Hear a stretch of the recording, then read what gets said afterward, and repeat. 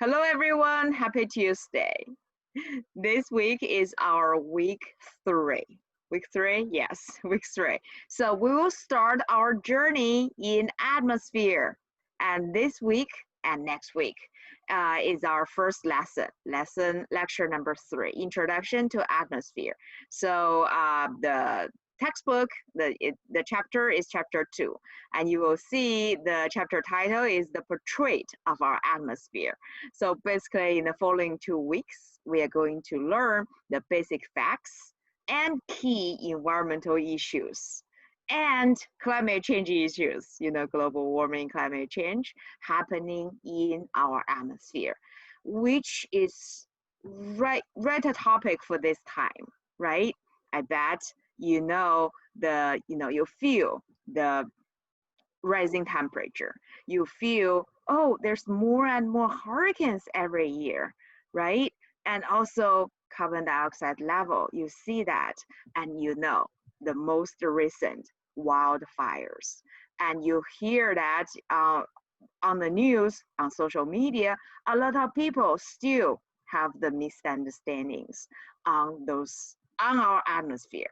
So start from this week, we are going to start our journey in atmosphere and understand the weather and climate.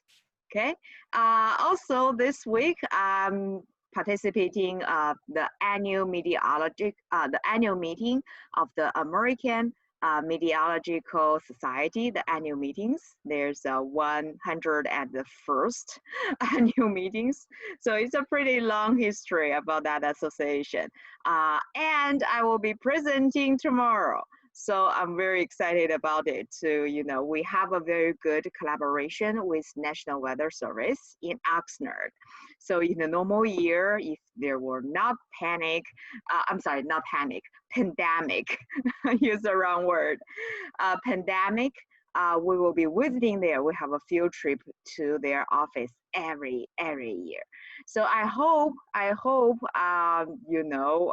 towards the end of this semester or in this near future, I can bring you to their office and you will see how cool it is to do weather forecasting, to study weather and climate, to do, the public, the reach out, many opportunities there. And they have the scholarship for you guys, your scholarship and intern opportunities in their office. So very exciting place. Okay, but let me share with you my screen and I want to go over what you need to do this week and, to foresee next week. Okay. All right, let me share. Okay. All right, so this is my lecture presentation. Let me move that here. Okay, so this is our canvas. Okay, so we start our module number 2, Introduction to Atmosphere. Okay, and you have an overview here. Okay, what I just said is right here, and you will learn the following learning outcomes. Okay, I encourage you to read this page. Okay, and what you need to do. Okay, in the following 2 weeks. Okay, so don't be overwhelmed, not that much, okay, but you need to, patiently read a lot this week, okay? So the number one thing is you want to read your study guide of the module. Earlier, we had a great question. Well, Professor Jing, how to use the study guide of the module? Well, study guide, as you can see here, you have the questions, okay? And those questions are the key questions you want to understand in this module. And how to find the answers? 2 ways. Number one, you can use a study guide, okay? But that will be a brief, answer. And I also encourage you to read your textbook to get more detailed information. Okay, so this kind of like quick resource, okay, to get quick answers and to get overall picture what you are going to read in your textbook. Okay, and later when you read the textbook, it will become easier. It will become more fun. Okay, and another, quick resource to help you is to go over my lecture presentation. Okay, and in our meeting on Tuesday, every Tuesday, the theoretical Tuesday, I will go over the lecture presentation with you and also highlight the key concepts. Okay, but still you need to go to the chapter. I forgot to add this one in your to-do list. I just did it. You need to read your textbook for the sake of the quiz, because your quiz questions are based on your reading your textbook. Okay, and this week and the following week, we don't have labs. We don't have labs on this chapter, but you will have this essay. The second essay, sorry, at the beginning of the semester, you have 2 essays already, but later in this semester, you have more labs. So if you opened it, you can see in this essay, we are going to we're going to do some research, okay, on air pollution in Los Angeles. It couldn't, be more important, especially at this time. I bet, well, you see this. Let me share with you this very interesting website. It's called Purple Air. Basically, it's using something called citizen science. Let me annotate. Oh. Citizen science. Okay, so you are citizens, right? And you collect the data for this website. Okay, so let me click on the map.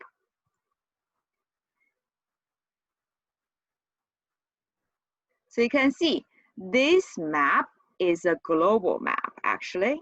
It's a global map. Oh, it landed into Chicago, Madison again for me. But let me zoom out. Yes, okay. So you can see it's a global map, actually, including, China when it's loaded, including China down here, okay, over here, and also European countries and many, many places, okay. But most data coming from here. You may asking who contribute those data, who did those measurements, and what's that measurement? As you can see here, that is US EPA PM particulate matter, okay, particulate matter, AQI, air quality index. So basically indicating how bad, how good our air is at a specific location, okay? The data actually come from private sensors mounted on people's house. So basically from this website, you can buy a device, okay, mounted on your house, and that device will collect the data, measure the quality of the data for you, meanwhile contributing to this website. Do you get my idea? This is called citizen science, okay? It's made possible by this cool technology called GIS, Geographic Information System, okay? And we have a class here, I'm teaching that. Okay, anyways, you can see, well, Canada pretty good, East Coast pretty good, but not the West Coast. And you know what is happening now, right? Wildfires. Okay, let's zoom into LA. That is at this moment, guys, our air quality. I hope you're doing well, everyone. Okay, stay safe and healthy, okay? Stay indoor. Okay, so you can see if you click on certain sensor, you will see a profile, how the particulate matter PM 2.5, okay, that micrometer, that solid, you can treat it as a dust, people could breathe into their lung. And you can see that is in the past few days how that changed at this specific location. You can also switch to other measurements, variables, to see the spatial distribution of that, okay? So this will be the main website you are going to use for this essay, okay? So let me go back. So this, let me clear my drawings, okay? And The goal of this essay is to identify the key air pollutants. At this point is the dust, is the ashes, the wildfire caused by the wildfire. But in the normal days, guys, if you hike a lot like me, if you hike to Mountain Wilson or the mountains, the high peaks in our Angeles, San Bernardino, San Gabriel Mountains, you will see if you look down to downtown LA, it's always some, orange-ish like haze or something, covering our beautiful city. And things is similar in, for example, San Francisco. I still remember that when I traveled to Mexico City in 2011, that's an awesome city. That's a, amazing city. But when my flight tried to land into Mexico, the Mexico City, we have to pass through a huge, very thick haze, like cloud or something, and to be able to land into Mexico City. So you can see, well, Beijing, that, in the past few years, actually, it's the air pollution issue is very, very serious here. Okay, so in this essay, you're going to do some research to find the key air pollutants for our city and to figure out, to understand the spatial patterns of air pollution, like you see here. So you can see what is spatial pattern, how things distributed spatially. Okay, so let me close this. You can see here, well, a pattern we will see that is here, it's redder, the dots are redder, right? And you see in the legend right here, the map key, that means the air is worse. It's worse than the air close to the coast, close to our ocean, right? And you can see specifically, along the, the mountain foot of our Angeles National Forest, right? It's very, very bad. But, things get, better when you go to the coast. Why? Right? Later we will ask the question why we have this pattern, have this trend, but over the space. Okay, so that is the number one goal for our essay. Okay, and we are going to follow the instructions here. Okay, first you're going to collect the information for your research. You are my scholars. This actually is a very, very important skill for your future after you transfer to four-year institution, especially UCLA. You're going to become researchers, right? The first thing you're going to do actually is to collecting information and data from all type of resources. So I want to create this assignment to share with you some of my tips to collect the data and collect the information. Okay, but that will be on Thursday. Okay, guys, there will be hands-on instructions for this essay. Okay, and here identify the spatial patterns. Okay, let's talk more on this on Saturday. On Thursday. Okay, and go to the purple air. Okay, and here solutions. I also want you to become the problem solvers. You are the hope. You are the hope to become critical thinkers and provide solutions to solve the air pollution problems in LA. Okay, to provide the solutions. So for this essay, again, you will be working on this essay in groups, but still you need to submit your individual essay. Okay, but this time you will have different groups.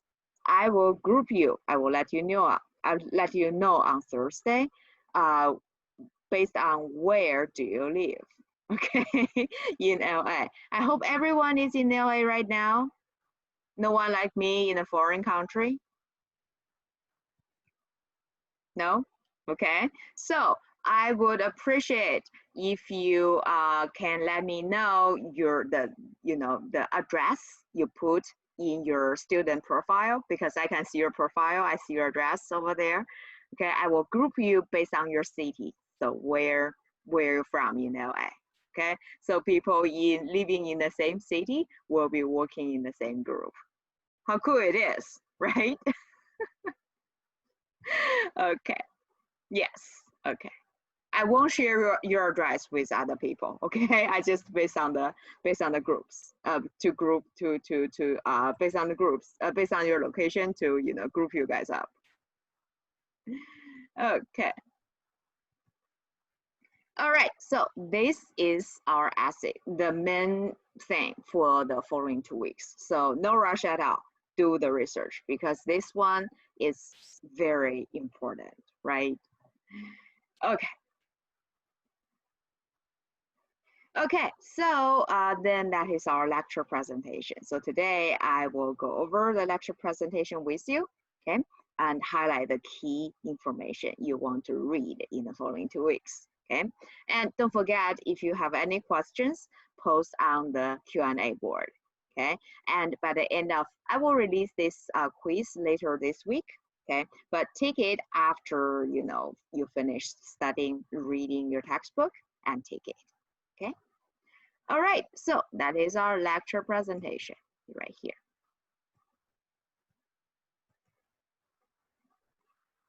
All right, so this is our lecture 3, Introduction to Atmosphere, okay? And chapter 2 in your textbook. Let's see. Yes, this is Beijing, guys. This is from our textbook. Let me show you here, okay? This is Beijing on a normal day, and this is the Beijing on a haze day. So at the same time, so you can see how bad it is, okay? There is a very good documentary movie called Under the Dome. You can look it up on YouTube. I hope they, Under the Dome. I hope they have the, the English translation. It's a, Chinese journalist called, her name is Chai Jing. She did this research, very thorough research on the, air pollution issues in China. So what caused the air pollution in China and what might be the solutions. Okay, so highly recommend this one. She started the story with her own experience.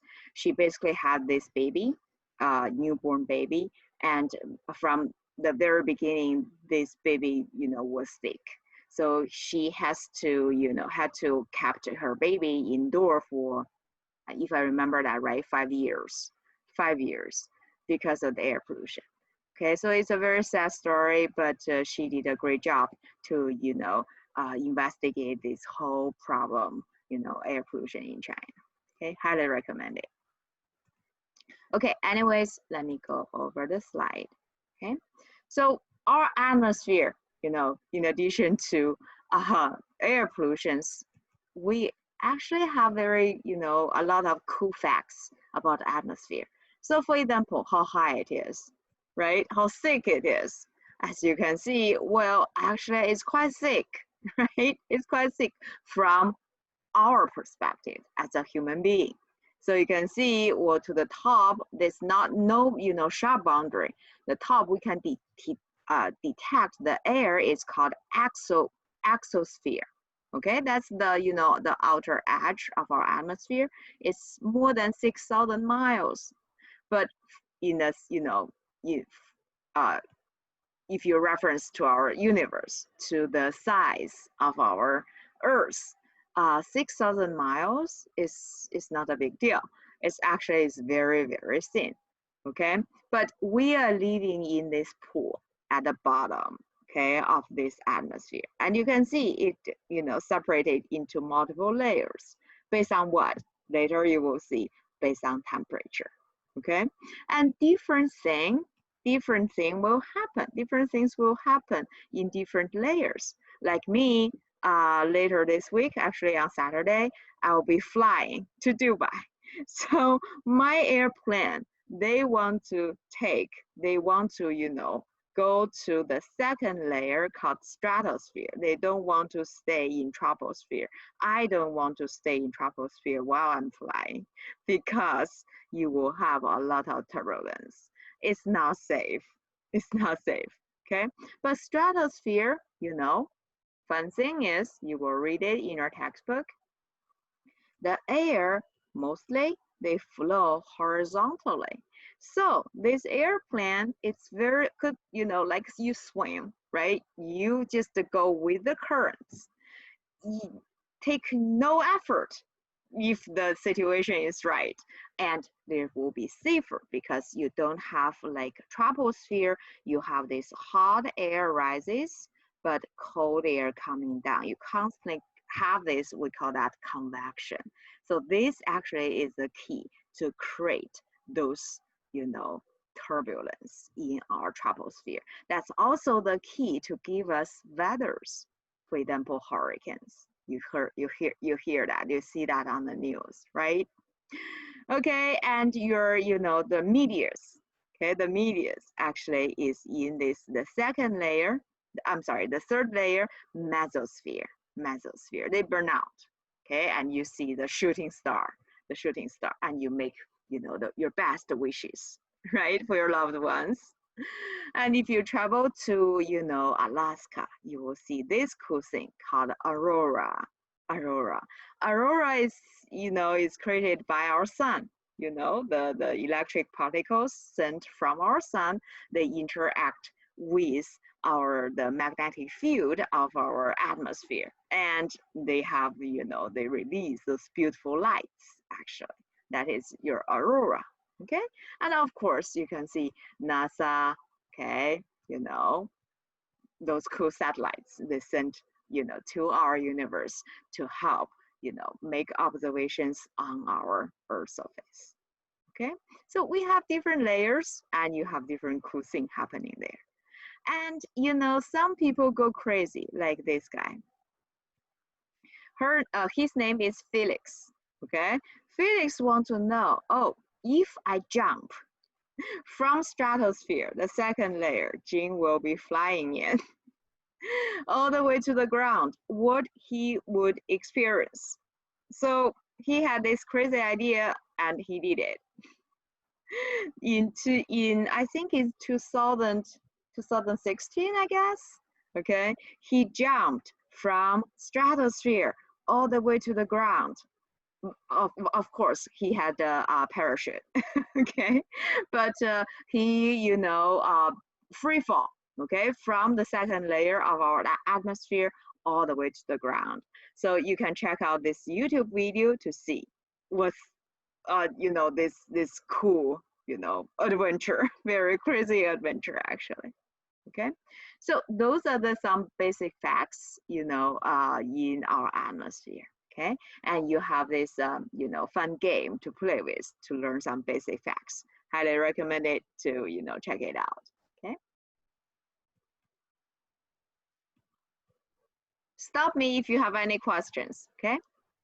So in this lecture, you're going to study these. Okay, basically some, you know, basic facts. Okay, and issues in atmosphere. Okay, the first one is the composition in atmosphere. If you breathe in, guys, what you're going to breathe in? You probably will see air. What kind of air? Nitrogen. What kind of gas? Yeah, Nico, go ahead. Or Abraham. Oxygen. Oxygen, exactly, you need it, right? If you breathe out, carbon dioxide, right? Nico, do you want to share something? Oh, I said nitrogen. Nitrogen, exactly. Your soybeans, they need that, actually. I like soybean. I like tofu. Soy milk. Okay, well, you all know now, right? It's not just the air. Air actually is a mixture of gases. Okay, what are they? What are they? Nitrogen, oxygen, carbon dioxide, right? People, you know, classify them into actually two categories for our gases. Okay, one is called permanent gas. Permanent gas, why people call it permanent? Because they're permanent. They are always there, okay? And the abundance by volume in our air, the percentage is, they don't change that much, I would say. I won't say it's always fixed, won't change that much, okay? And that's just three gases, nitrogen, oxygen. The last one is a little bit foreign, argon. Argon is a very lazy gas. Okay, they don't interact with other gases a lot. So that's why we don't know them. But you can inject it into your light bulb, okay, as a preserve for your light bulb, okay? Variable gases, that is, as a, on the opposite, okay? They change a lot, the percentage change a lot, and they have trace amount, very little amount, okay, compared to our permanent gas, okay? And that include the things we're familiar with: carbon dioxide, water vapor, ozone, okay? Ozone is also at the ground, okay, which is air pollution, and methane. You probably know that it's a stronger greenhouse gas, right? Okay, and in addition to those gas, our air also have particulates. Okay, like I showed you earlier. If you click on this link actually will lead you to purple air, okay, to see the particulates. PM 2.5, PM 10, that is particulate matters, okay? So that is a mixture of gases and particulates, and something called aerosols, liquid, okay? Liquid aerosols. You will see that on your textbook, okay? So here the requirement is you want to know the permanent gas, okay? The permanent gas, the difference between permanent gas and variable gas. And you need to know all the permanent gas, their names, okay? And give a few examples of the variable gas. Pretty easy. Okay, all right. Then we know, oh, those gases is always there, right?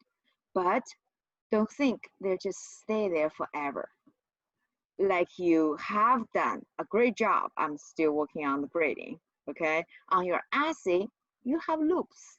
You have those, the system running to send those flow of gases, that is a type of matter, right, to connecting different spheres in our Earth system. Okay, and this video show you one of the most important is a carbon cycle. Why is this important? Because climate change, right? Carbon dioxide is a greenhouse gas, and that will create something called greenhouse effect. You all know this, right? And then our rising temperature. And you can see this one, I got it from Global Carbon Project, okay? You can see cumulative carbon dioxide emissions in 2017, okay? And you can see different countries, the amount, okay? So check out this video to learn those process, okay? You also have, several paragraphs on your textbook to describe the nitrogen cycle and the cycles for many other gases. But carbon dioxide, I think, is the most important one at this point, right? Okay. All right. So that is the number one thing you want to study in this lecture, okay? Composition.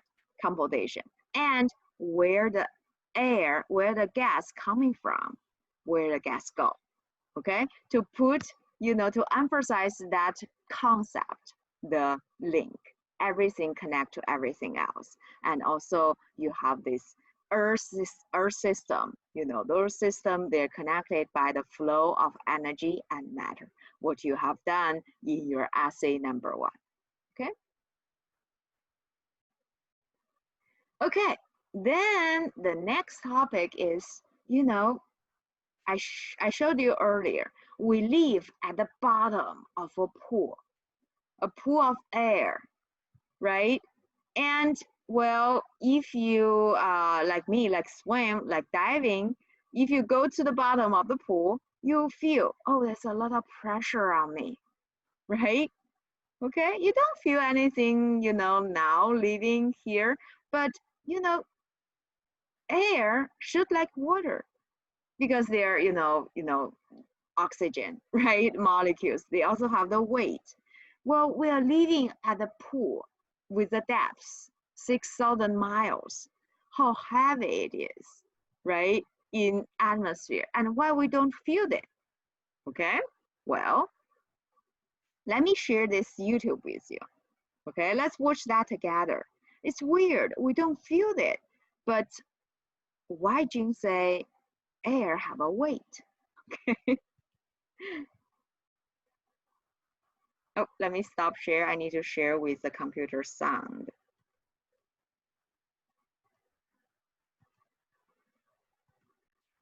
Okay, here we go.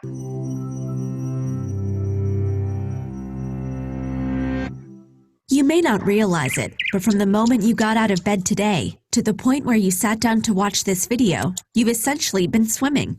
Why? Because air is a fluid just like water.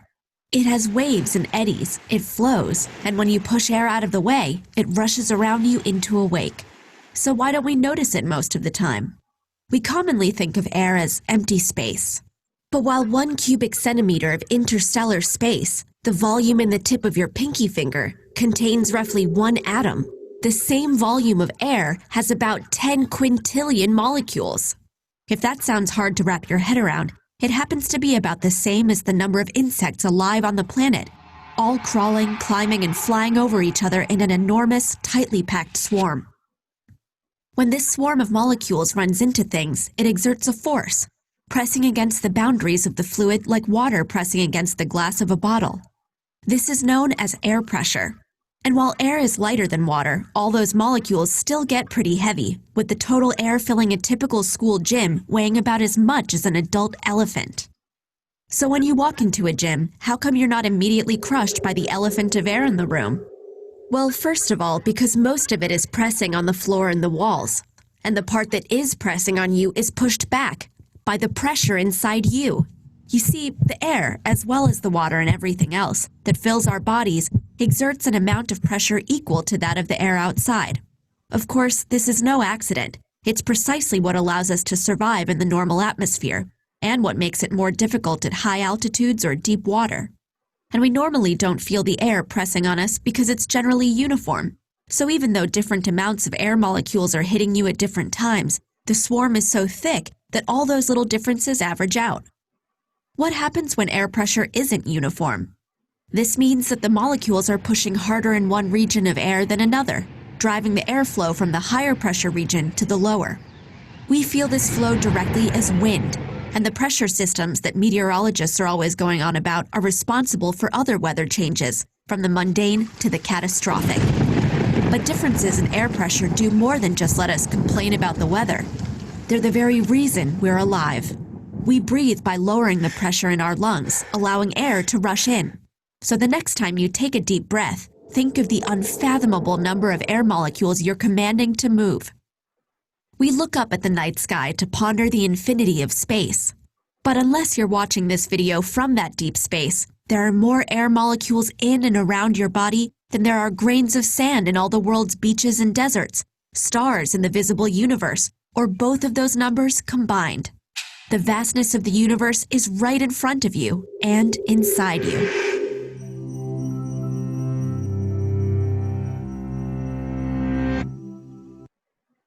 Okay, the vast of the universe is right before you and inside of you.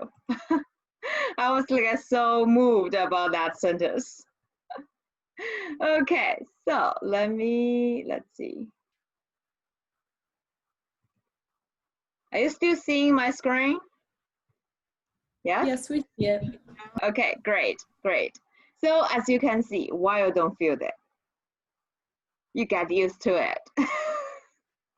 Actually, it's very, very heavy, right? If you walk into our gym, there's an adult elephant on you, but we won't like, mashed potatoes, right?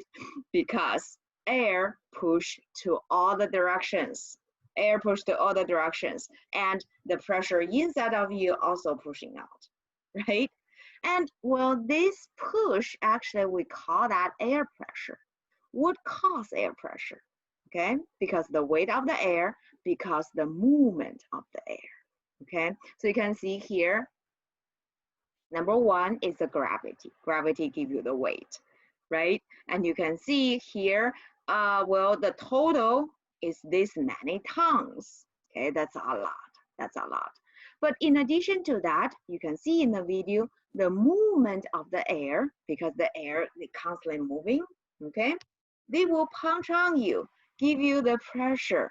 Okay, that is another source for this pressure. Okay, so the weight of the air and the movement of the air. The movement of the air actually is very exciting because it will give you all sorts of weather events like hurricanes, tornadoes, high and low winds. Okay, so that is the next module we're going to study. Okay, weather and climate. Okay, we don't have the time to play those two videos together, but I highly recommend you watch it. If you have, the things in your kitchen, okay, in your house, I actually encourage you to do that for fun. Okay, this one is how you put this egg into this bottle without breaking it.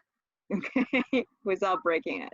And this one is how to, fill the, put a water balloon into this bottle without, cutting out this bottle. Okay, just put it in. Okay, well, check it out. Okay, there's one more fun experiment. If you have a cup, you have a paper card, like cardboard. I'm sorry, cardboard. You can put it on the top of your water cup. Okay, and then you flipped it. This cardboard won't fall because your air is pushing up. It's pushing up. Okay, so check it out, guys. Very exciting experiment to show you air pressure is right there. Okay. All right, so then we need to measure, okay, how much air pressure, because that's the key thing for meteorologists, to understand our weather. Okay, in the good old days, we use this instrument. Okay, we call that barometer. This is the first generation of barometer.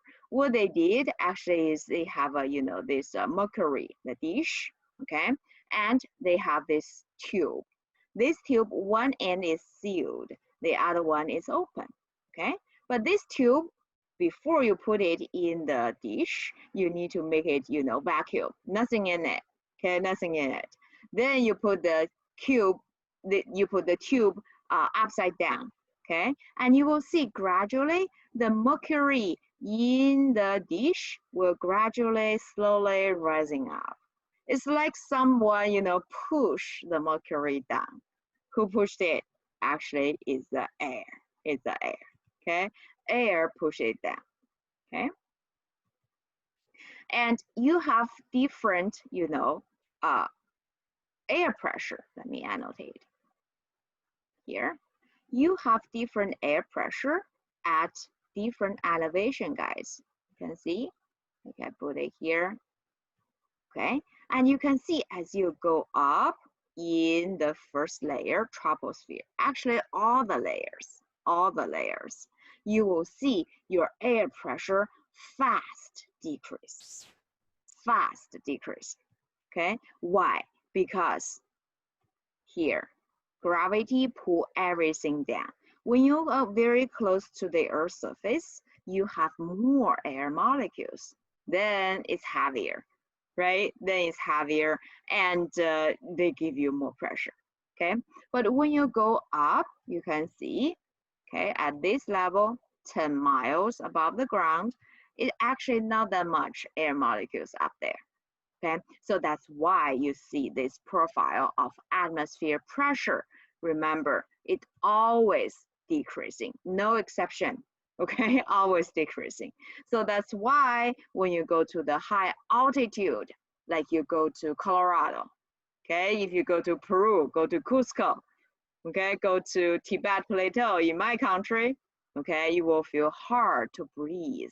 And you see that in the video, right? Because outside air, the pressure gets less and less. It's very hard for you to breathe in because you need the air pressure to, push the air in. Okay, so you need to take a deep breath, right, to allow enough oxygen in your lung. Okay, so that's the reason. That's why you need to carry oxygen bottle. If you, in some cases, if you go to too high. Okay. All right, and you have different measurements, different unit to measure atmosphere pressure. Okay. Well, don't be overwhelmed. It's just like if you measure length, you can use, you could use inches, you could use centimeter, you could use miles, you could use kilometer, right? It's a lot of unit. For air pressure, the same situation here. The first one, ATM, is not a machine you can get money. that is atmosphere, one standard atmosphere. Okay, at certain temperature, at sea level, what is the air pressure? Okay, normal sea level. Okay, and that equals to the height of this. Let me draw the height of this bar, mercury bar. That is millimeter mercury. The second one. Okay, and the third one is hectopascal. Okay, it's another named after chemist Pascal. Okay, and millibar. This one we'll use a lot. Millibar. You will hear this unit use this unit a lot in module 3. Okay, when we study the weather and climate. Okay, and the last one is very, very interesting. It's the PSI. It's pound per square inches. Okay, why I say it's interesting? Because you think it's pound per square inches. So if you stay at the sea level, like Santa Monica, more or less, right? Every square inch, like a quarter size, okay, like a quarter size. Well, you will have 14.7 pounds on that quarter. And you can imagine how much pressure, how many pounds on you, and you will appreciate your body. Did a great job, to even out those pressure. Millimeter mercury, Alexis, millimeter mercury. Yes, thanks. Okay. All right, okay. All right, then the next one in this chapter, one of the most important thing, that is the temperature layers. Unlike our pressure, guys, you can see when you go up, when you go all the way up to exosphere, the very top, 6,000 miles, more than that, okay? The air pressure is always decreasing, but not for our temperature. As you can see, temperature actually have this sort of like zigzag pattern, right? In troposphere, the temperature decreases as you go up. Okay, let me change a color. Maybe, let's see, let's use black. Okay. So you can see here, when you go up in the very bottom layer called troposphere. Troposphere, when you go up, temperature decreases. The reason is, for troposphere, the main heat source actually is our ground. It's not the sun. Surprise, it's not the sun.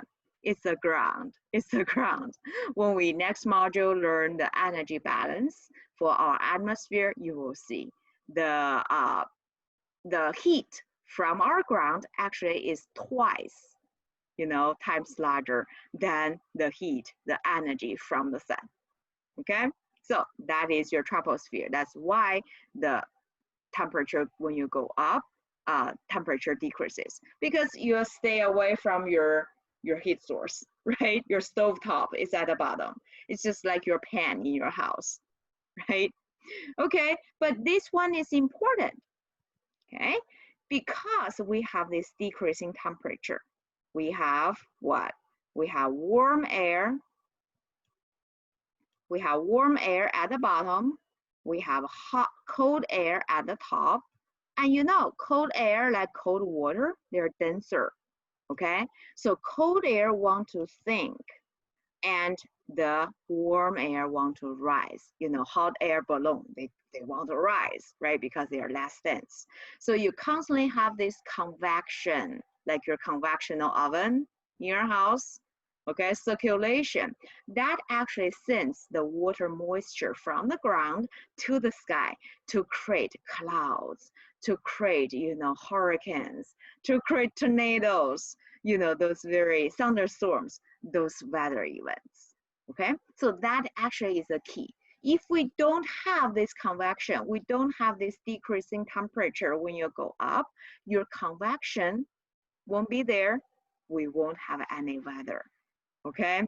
That is what's happening in stratosphere, okay? On Saturday, Jean will be in here. She will be safe, no worries. Because the air in this layer is, we say that stable. You will see that in your textbook, okay?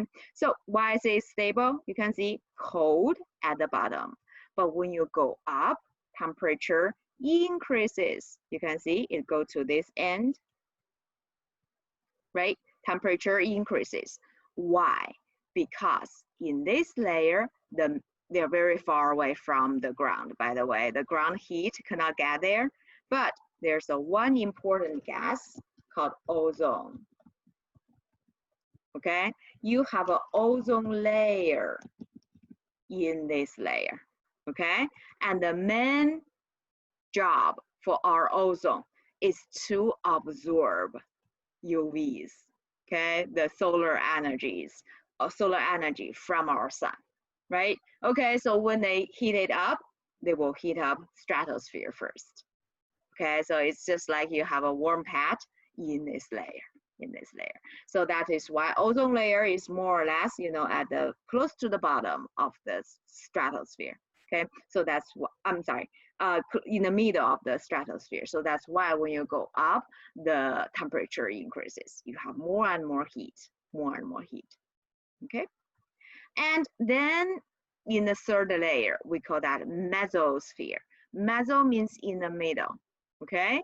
Well, in the middle, because there's no typical heat source, you know, either from the bottom or from the top, from our sun, can, you know, contribute to the temperature, to the energy in this layer. So that is why you can see when you go up, temperature decrease again, okay? Temperature decrease again, because on one hand, on one side, you know, stay away from this ozone layer, right? You won't get the heat from there, and also the sun is too far, and the air molecules in this layer is too thin. Okay, you have very, very less, you know, very little air in this mesosphere. So they won't you know, absorb too much solar energy. All the solar energy actually can reach to your stratosphere, okay, for the first time to be absorbed by our atmosphere. Okay. Professor, I have Yes. a question. Mm-hmm. So you say that the temperature increases as you go up higher on, as like you reach the stratosphere, but after that, it decrease? Yes, after it's decreased. Yeah. Oh, okay. Yeah. So it's like the mesosphere kind of. Yes, that is what happening in mesosphere. The reason is the closest, you know, heat source is the ozone layer in stratosphere. But when you're in the mesosphere, when you go up, you get away from your ozone layer. So that is why temperature decreases. Okay. And then the next one is actually very weird. You can see, well, when you go up in your thermosphere, temperature increases again. Okay, temperature increases again. Well, this actually is due to the interaction between the solar energy, the solar radiation energy, and the particles in this layer. Okay, even you have thinner air right here, very, very little air molecules, thinner. compared to mesosphere. But those strong solar radiation can charge those particles, okay, can separate them actually. They can make those electric lights, like here, auroras, okay, happening in this layer. And those solar energy will make those particles, will make those air molecules run very fast. And you will learn in the next module, temperature actually is not heat. It's not equal to heat, okay? It's actually is a measurement of energy. In this layer, that energy is how fast your air molecules move, okay? Because our solar energy, those air molecules are fully charged, you know, like your battery car, you know, they move very, very fast, like, well, pew, pew, pew, pew, like this, okay? And the kinetic energy, the moving energy actually is high, okay? So the temperature, measured temperature, actually is very high in your thermosphere, okay? So that is a kinetic energy. But weird thing is, interesting thing is, you won't feel it, okay? You won't feel it. You still feel cold, because when you feel warm, actually that is the air striking on your skin to release that energy, to, you know, transfer that energy, you know, to your body, and you feel warm, okay? But now for this layer, you have very few air molecules. They're unlikely to strike on you because, you know, you have vast space, but you just have like 10 air molecules, right? So that is why you feel cold, but measured temperature is high. I know it's, you know, counterintuitive, but it's what's happening up there. Okay, so that is you know, the 4 layers, 4 thermal layers in our atmosphere. Let me pause. Let people ask questions.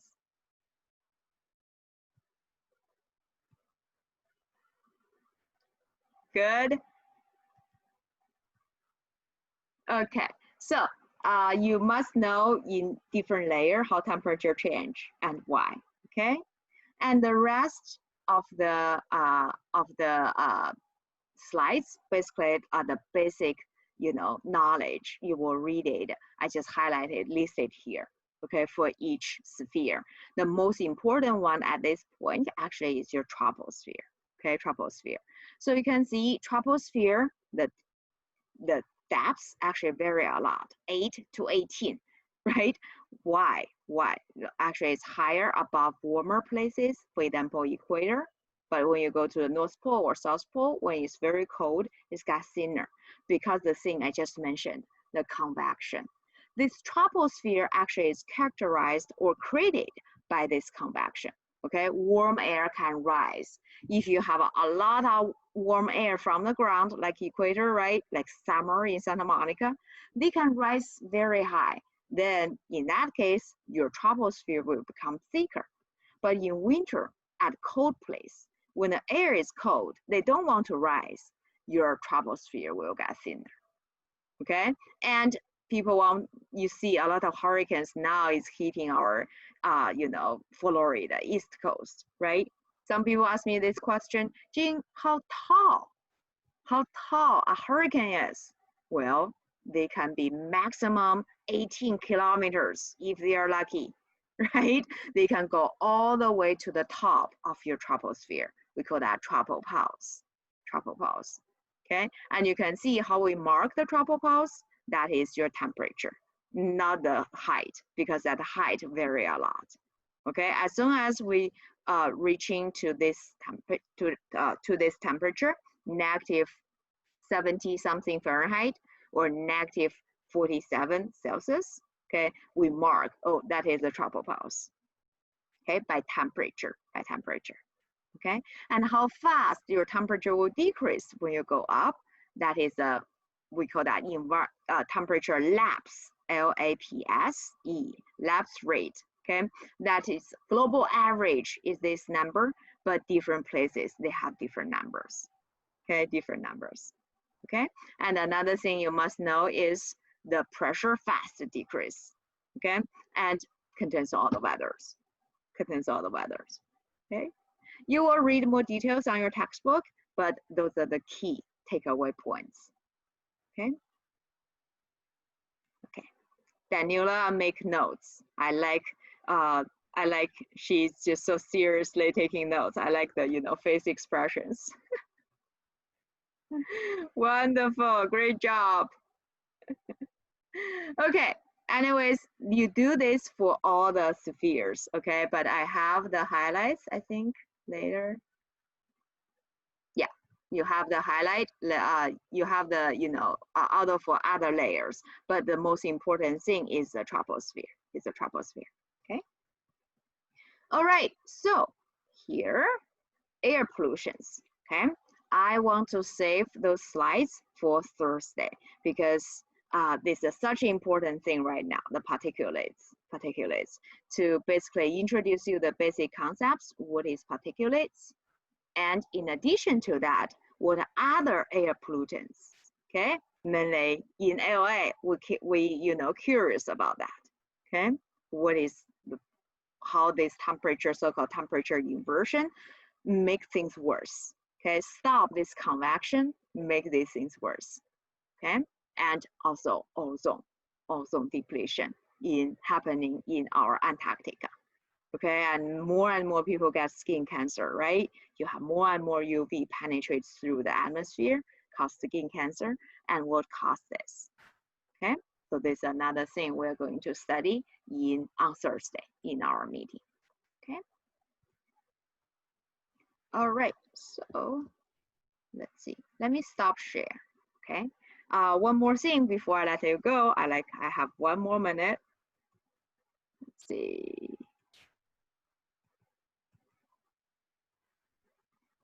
Let's see. Let me share the screen here. Okay.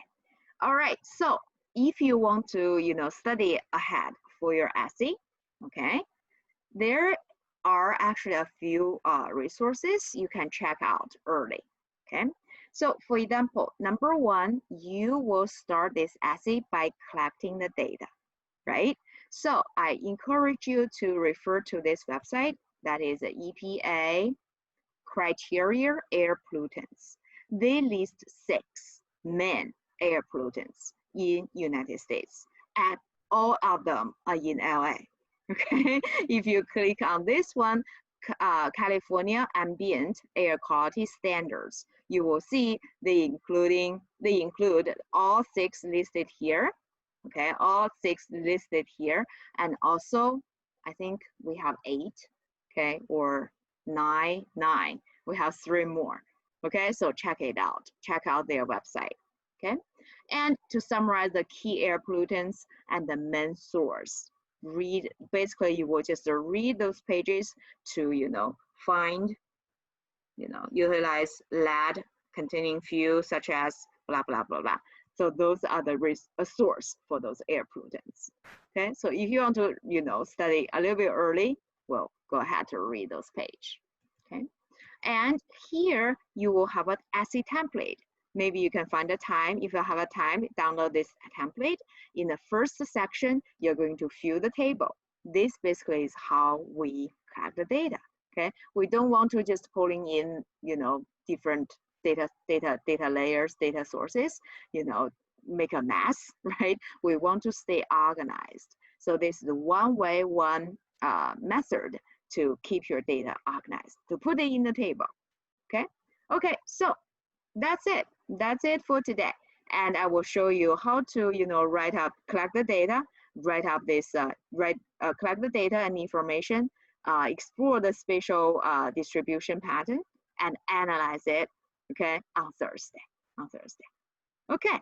All right. So I wish you a great day. If you have questions, please stay. Otherwise, I will see you on Thursday, our practical Thursday. Thank you, Professor. All right. Bye. Enjoy. Thank you. Thank you.